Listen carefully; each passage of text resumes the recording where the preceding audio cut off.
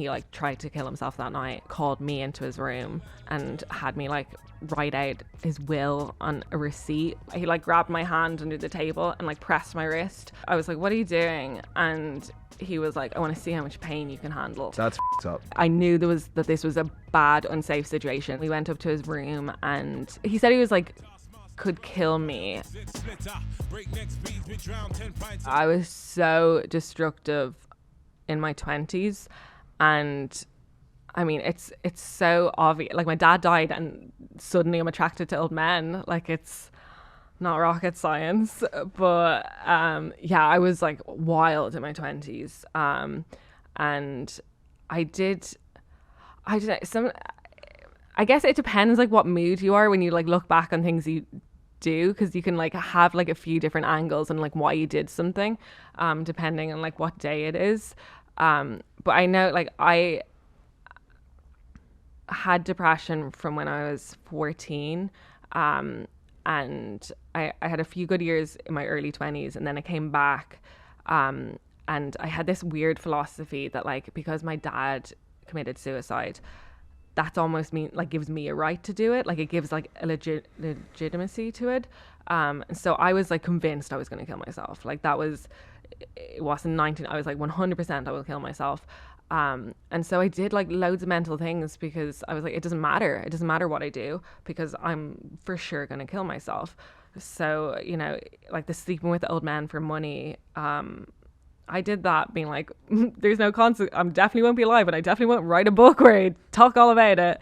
So I think like at the time I didn't realize this, but like I think I did all this just like doing like a lot of drugs because like it made me feel something. Like the old men, like it made me feel like alive, and during a time where I wanted to die. So like it was like an addiction. Like it gave me that same feeling, whatever that like rush is. Like when I would get money afterwards, I would get that same feeling.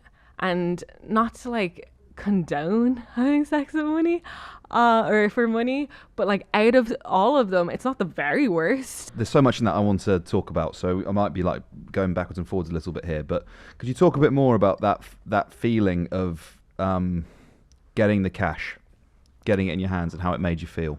Yeah, I was absolutely sick. Like, it was so So what was the first bit of cash you got?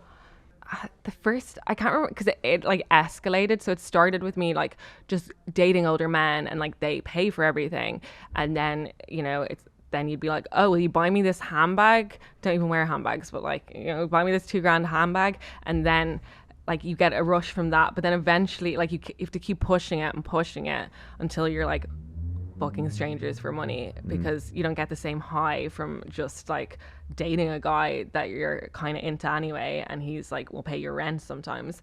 So like it was an escalation, but it was such a thrill. Like I try and describe it, and again, like not condoning it, I was in a bad mental place, and now I'd never do it, you know, don't go out and do it.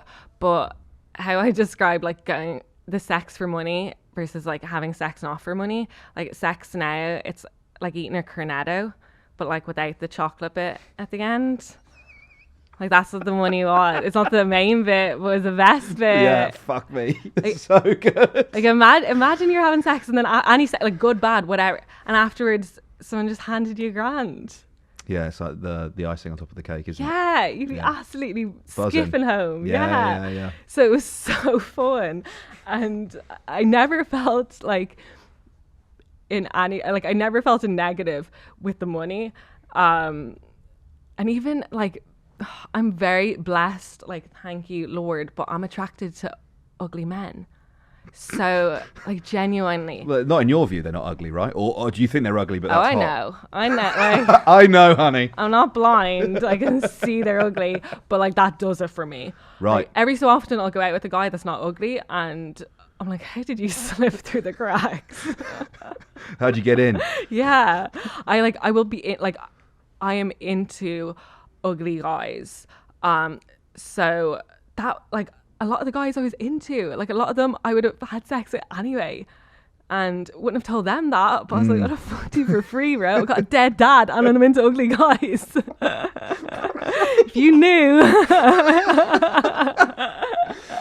That's what. I was going to ask you that, whether you were into it or not, because I guess kind of the sort of definitely the way the media kind of portrays having sex for money is in like the mainstream. I'm thinking of like, I don't know, Secret Diary of a Call Girl or things like that. You know, those TV series. You kind of think they picture it as this basically like a woman who understands that she can sell sex, but she doesn't enjoy it, and she kind of in varying shades, and you know, she gets the money and then she's kind of empowered and independent. And I'm really interested that from what you said there that you'd happy have slept with some of them without the cash. Yeah, but let's not go I wasn't enjoying this. Like, it wasn't like I was orgasming. Like, let's not go wild here. Although actually, so like, there was one guy that I was like, so into, and he looked like he was my age. He was 25, but he looked like Louis C.K. looks now. Like he was 25 Louis C.K. looking motherfucker. Yeah, he was like he was wrecked, and like I was so into him that I had to delete his number afterwards because I was like, I actually think I'll fall in love with this guy. Like so sometimes it was really good. Most of the time it was just whatever. But another skill I figured that I had was like, I can have sex with anyone. Like I just detach. Like, it's, I mean, maybe not a skill. Perhaps sounds a little bit like trauma. I don't know. Is that a skill? Isn't just thinking glass half full here? Yeah. I just like disassociate and I'm like totally not here, not present. It's amazing. Cool. This is before like trauma was a thing. This is 2014, so we didn't have famously no one traumatized back then. Yeah, famously. Okay, so let's take it from perhaps being that kind of maybe not like the enjoyment side of the scale of things, but like complete other side of it, feeling unsafe, being put in danger. I mean, there was like one or two cases, and the one that's in the book, I knew, like, I had a feeling, like, I knew that this was a bad, unsafe situation, and I continued in it because I was in such a like, I didn't care, and I almost wanted, like, bad things to happen to me all the time. But in general, like, I would say 99% were not dangerous. Like, a lot of them were, like, entitled and lonely and annoying, and all of them had an opinion on World War II. Like, we get it. There's nothing left to say on World War II. The thing about Operation Barbarossa was unbelievable. We've got everything. We know everything there is on World War II. But one time I went on a first date and I got a bad feeling of the guy. He like grabbed my hand under the table and like pressed my wrist, and he just kept pressing it. And I was like, "What are you doing?" And he was like, "I want to see how much pain you can handle." So I left that day, and I'd ordered, like, I always talk about it, but I love Wagyu beef so much. And again, this was back in 2014. No one was eating Wagyu beef back then. Yeah, sure. Like kings were. But, yeah. So and you. Yeah, and me. I'd ordered a steak and I left before it came. So that really showed That's that, a high like, bar. Yeah, I was like, oh, I better. That's weird. The wrist thing is weird. That's fucked up. Yeah, so that one was, and I got a gut feeling, so I left. And the only other bad gut feeling I had was, I talk about it in the book, and I purposely did not leave because I was in such like a bad head. Sometimes I feel like when you're like really depressed, you want bad things to happen to you because then you have like an excuse to feel that way, instead of just like, I'm depressed and I don't know why I feel this way. If you have bad things happen, then it's like, well, look, this bad now. Is I'm this okay. the one in Amsterdam where you kicked the guy in the nuts? Sorry, Yeah. could you tell the story? Sorry for people who aren't familiar. It was a guy, like, he had paid me, and we went up to his room, and it turned like a bit violent. It was, he said he was like, could kill me, which, to be fair, every man can kill almost every, like, you guys are stronger, but like, you don't need to be saying that to us. We all know. You don't need to announce it. Sorry, I shouldn't laugh. It's not funny. It's a funny way of putting it, but it's not funny. So it was like, nothing actually that bad happened. It was more like, it was a bad experience, and that I knew was going to be bad. Like I had that gut feeling. So afterwards it was more of like, why did I put myself in that position? Like, why did I not leave when I saw alarm bells and felt that? And it was less about him and more like, why am I trying to seek this out? Like, why do I almost want someone to hurt me?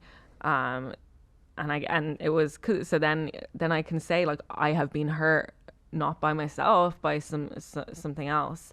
But that was just one experience. Like most of them were, a lot of them were really nice. Some of them were like fun. Like there's one guy that I still kind of talk to every now and again, and he'll be like, "Oh, the kids have gone to college," and I'm like, "Leia's gone to college." They grow up so fast. Wow. So most people, like most people, are not bad, like.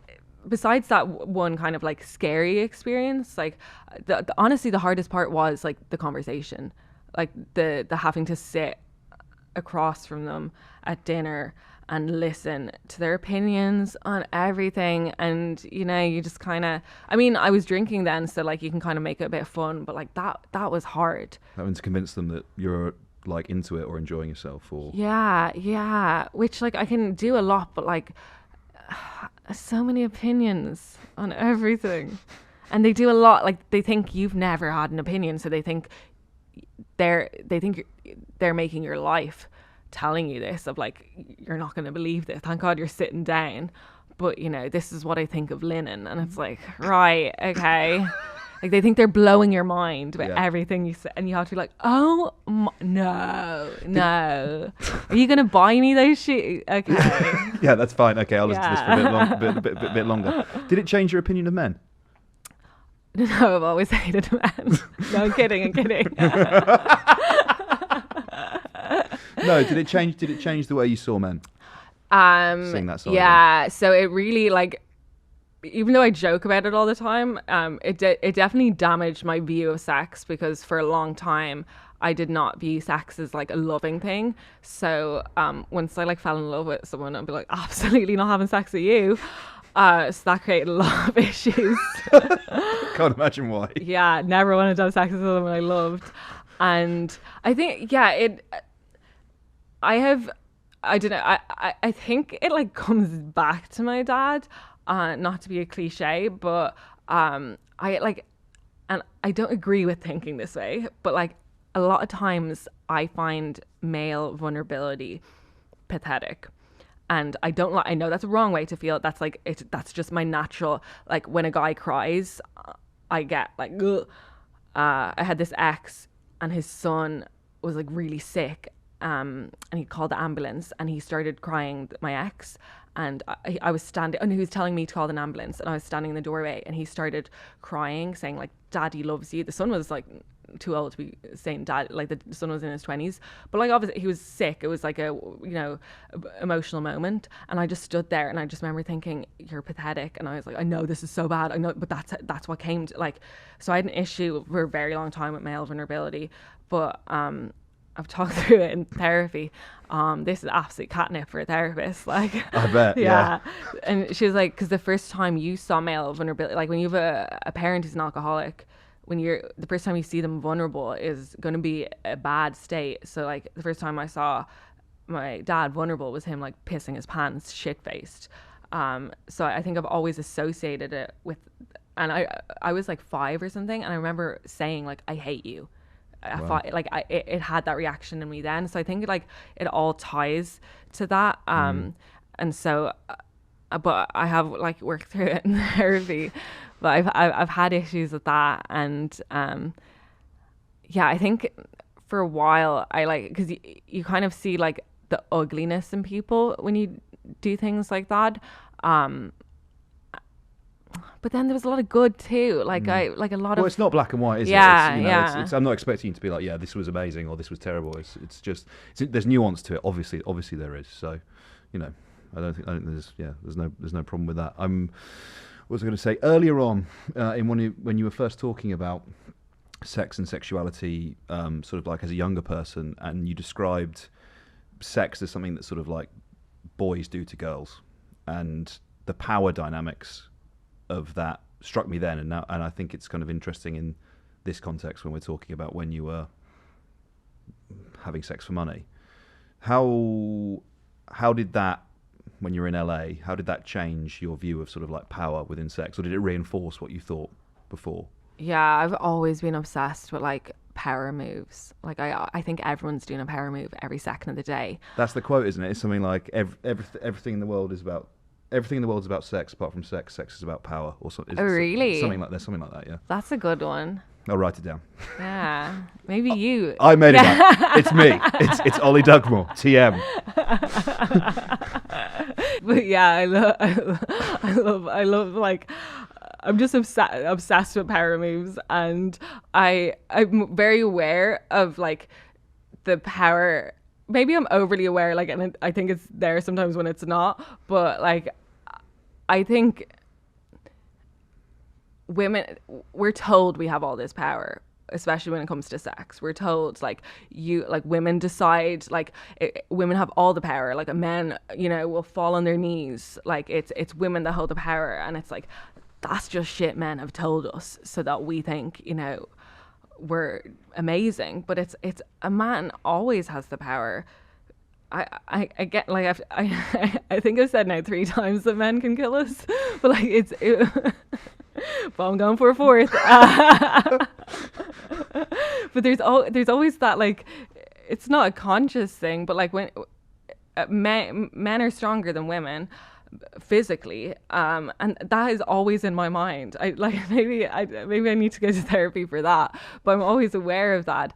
I don't think it's unreasonable, the story you just told, right, of being in that room in Amsterdam and knowing that feeling of, did you describe it as powerless in the book? I can't remember, but I think the way you described it was about realizing that even though you were strong sort of for yourself, that compared to his strength was... Yeah, because I kicked him in the balls, but he let me go. And I was like, I only got away because he let me go. Like, if he wanted to, he could have killed me. And like that is always in my head of like, I just feel like the power that I know of, it's always men. And that's, I think it's because when I think of power, I'm thinking of like a very outdated idea, because women obviously have power, but like in that kind of like classical sense, it's men that hold it. And I mean, now it's not something I think about or care about as much, but I used to be obsessed with this idea of just like taking some of it, just taking like in any way. And is that what it felt like when you were taking their money, that you were taking a bit of it? Yeah, not even like taking the money, but like sometimes I would just do things to like, in my head, humiliate them, or like be disrespectful. Like I'd order my Wagyu steak, and I'd, it's so expensive, it's per ounce, and I'd leave 2 ounces on the table, and I'd be like giving the finger, but not really. Like I was doing all this like bullshit to be like in my head of like, this is, being like, even ones that there was men that were like, you're only seeing me, right? And they would give me more money for that, and it's like, then I would purposely have sex with another one like that day or something. Like it was this weird way of thinking where I was like, I must take some of their power, and that's not taking anyone's fucking power doing that. But I don't know. I think like now I don't think of any of that stuff at all, and like I live a way nicer life. It's far more chill. I was very chilled. Like I'm not into. I don't think of power. I'm going out with someone who's my age, which is my mom is bloody delighted. He's actually 2 years younger than me, which is, I'm like, you don't know how crazy this is. Yeah. Is, and just like there is that more like equal feeling of like, because I think I liked that in my 20s, that it was like so obvious with older men of like, look at this power imbalance. Like I didn't have to go searching. Because in my way of thinking then was like, when you go searching, you're going to find raw everywhere. Everything's bad. Everyone is bad. The whole world is bad. Because that's just how I thought. So it's like, at least I can see with these guys where their bad is. It's not going to come up and like guerrilla warfare me. But now I'm happy, so I don't think that. Yep.